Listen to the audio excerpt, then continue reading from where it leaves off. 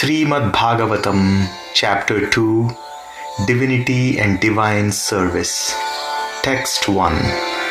Ugrashrava, the son of Romaharshana, being fully satisfied by the perfect questions of the Brahmanas, thanked them and thus attempted to reply. Text 2. Srila Sutta Goswami said, "Let me offer my respectful obeisances unto that great sage, Sukadeva Goswami, who can enter the hearts of all. When he went away to take up the renounced order of life or sannyasa, leaving home without undergoing reformation by the sacred thread or the ceremonies observed by the higher castes, his father Vyasadeva, fearing separation from him, cried out, 'O my son, indeed, only the trees which were absorbed in the same feelings of separation echoed in response to the bereaved father.'"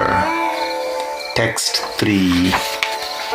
Let me offer my respectful obeisances unto him, Sukha, the spiritual master of all sages, the son of Vyasadeva, who, out of his great compassion for those gross materialistic who struggle to cross over the darkest regions of material existence, spoke this most confidential supplement to the cream of Vedic knowledge after having personally assimilated it by experience. Text 4.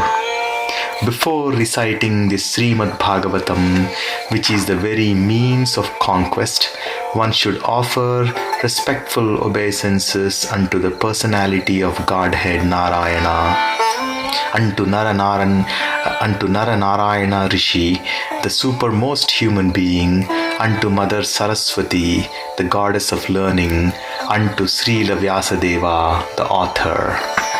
Text 5. O sages, I have been justly questioned by you. Your questions are worthy because they relate to Lord Krishna and so are of relevance to the world's welfare. Only questions of this sort are capable of completely satisfying the self. Text 6. The supreme occupation or dharma for all humanity is that by which men can attain to the loving devotional service unto the transcendent Lord. Such devotional service must be unmotivated and uninterrupted to completely satisfy the self. Text 7. By rendering devotional service unto the personality of Godhead, Sri Krishna, one immediately acquires causeless knowledge and detachment from the world. Text 8.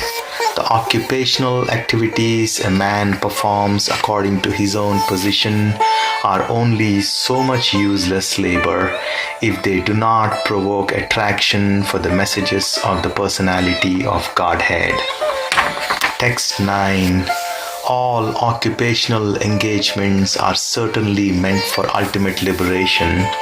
They should never be performed for material gain.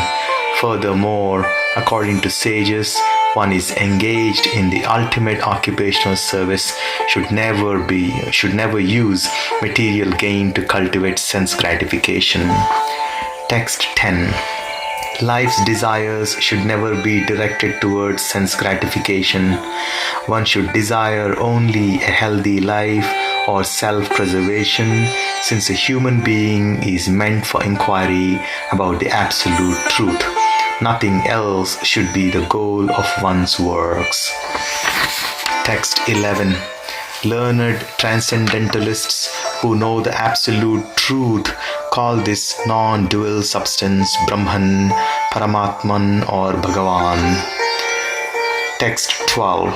The seriously inquisitive student or sage, well equipped with knowledge and detachment, realizes that absolute truth by rendering devotional service in terms of what he has learned from the Vedanta Sruti. Text 13.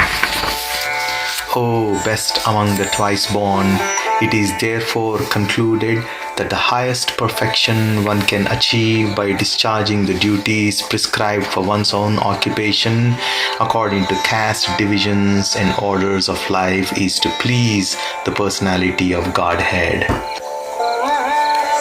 Text 14.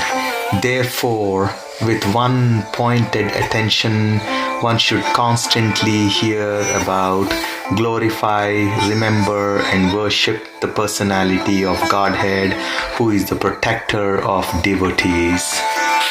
Text 15. With sword in hand, intelligent men cut through the binding knots of a reactionary work or karma by remembering the personality of Godhead. Therefore, who will not pay attention to his message? Text 16. O twice born sages, by serving those devotees who are completely freed from all vice, great service is done. By such service, one gains affinity for hearing the messages of Vasudeva. Text 17.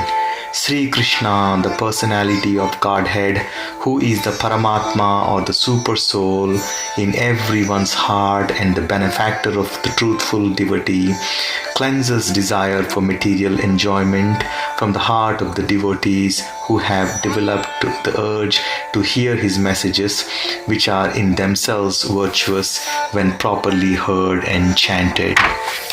Text 18.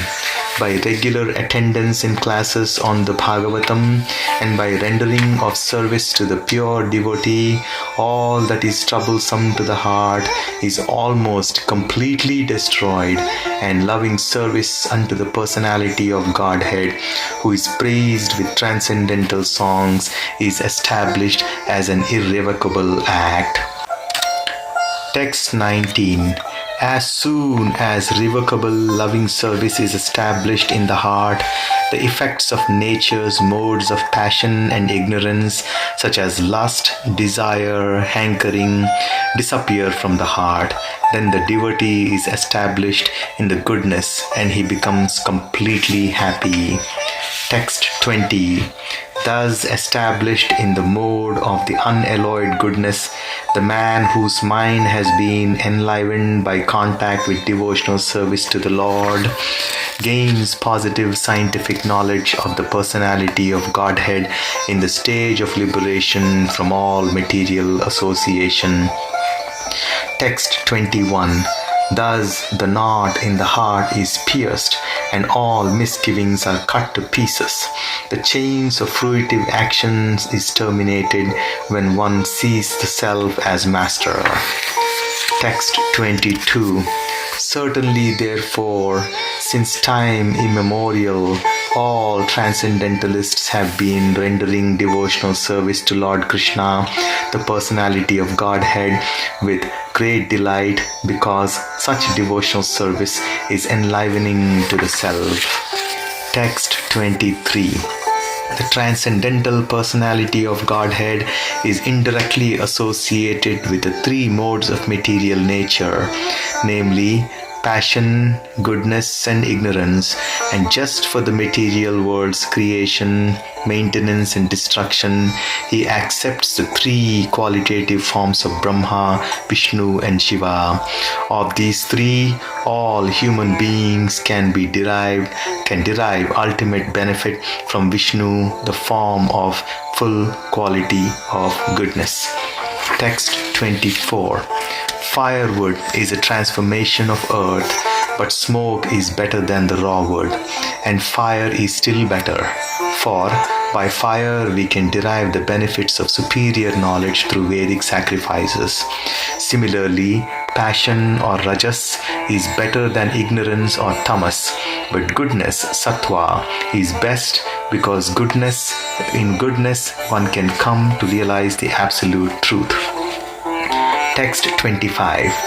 Previously, all the great sages rendered service unto the personality of Godhead due to his existence above the three modes of material nature.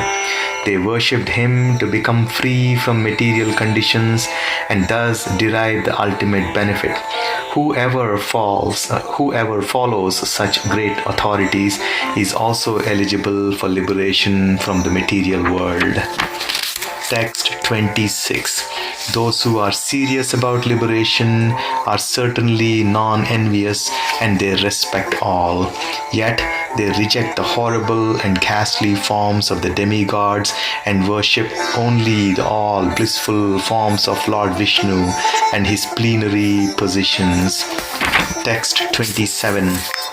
Those who are in the modes of passion and ignorance worship the forefathers, other living beings and the demigods who are in charge of cosmic activities, for they are urged by a desire to be mentally benefited with women, wealth and power and progeny.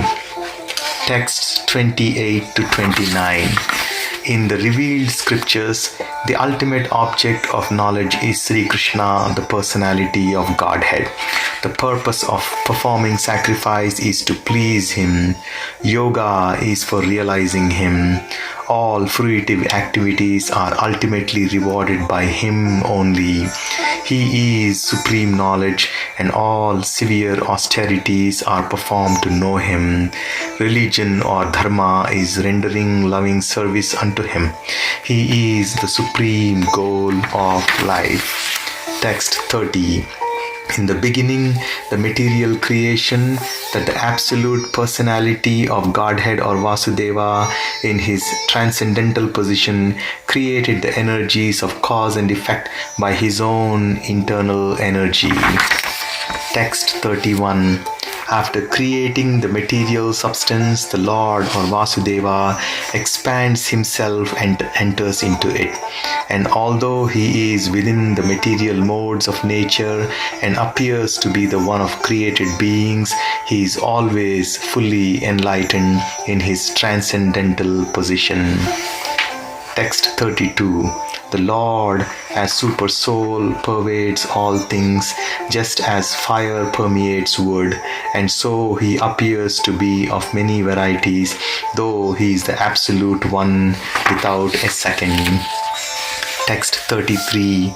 The Super Soul enters into the bodies of the created beings who are influenced by the modes of material nature and causes them to enjoy the effects of these modes by the subtle mind.